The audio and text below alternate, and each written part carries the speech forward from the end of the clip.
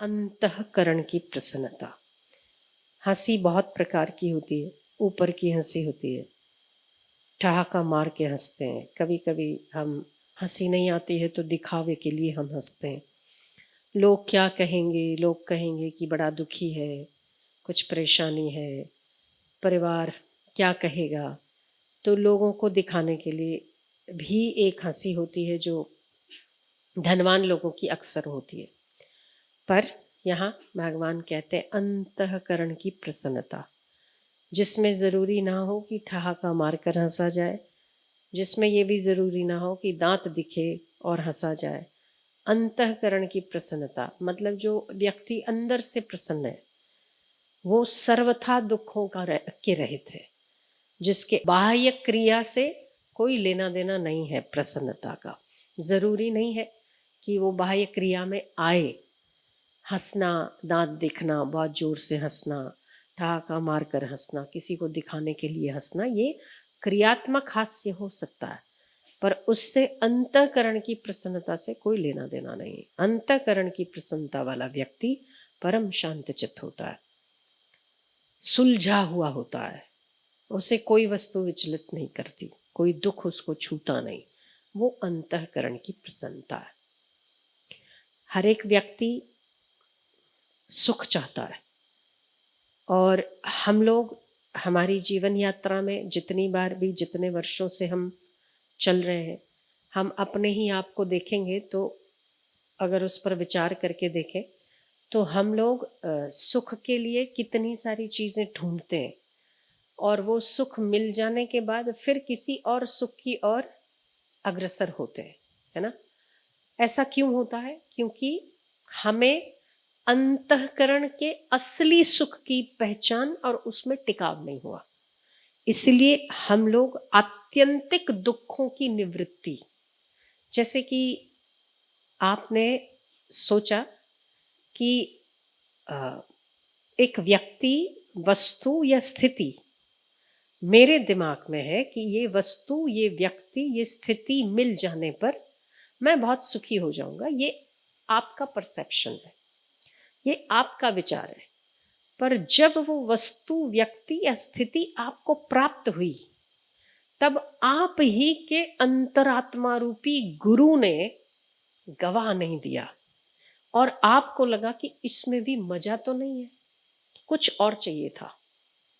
ठीक है, कुछ और चाहिए, और फिर उस और के पीछे आप भागे।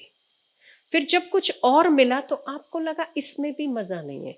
तो ये सारी जो जीवन यात्रा है, ये स्वयं में ही आत्यंतिक सुख की प्राप्ति और दुखों की निवृत्ति के लिए है।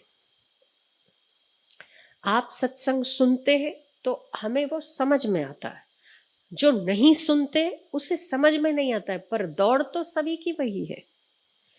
पहले जब हम छोटे थे तो हम सोचते थे कि कहीं बहुत अच्छी जगह पर नौकरी लग जाती, अच्छी जगह शादी हो जाती, ठीक से अच्छे से बच्चे बच्चे बढ़ जाते, पल जाते, बच्चे भी कोई अच्छी जगह पर ये सारे क्रम में आपने देखा कि हमने जितनी जितनी अपने मन में चाहते रखी थी, वो सारी चाहत प्राप्त होने के बाद भी आप तो खाली के खाली रहे, है ना। तो हम जो वो खालीपना है, जो अधूरापना है, वो क्या है कि हम लोग सुखी होना चाहते हैं, हम लोग सच में प्रसन्न रहना चाहते हैं, पर हमें कोई भी स्थिति आती है और विचलित कर जाती है तो हमें एक लगता है इसमें भी सुख नहीं था। तो आत्यंतिक सुखों की निवृत्ति जब व्यक्ति का चित्त अंतःकरण में समाहित हो जाए, व्यक्ति का चित्त परमात्मा में पूरी तरह भली भांति चिपक जाए, जिसे हमें कहते हैं कि चिपक जाता है। चिपका हुआ चित्त किसको कहते हैं?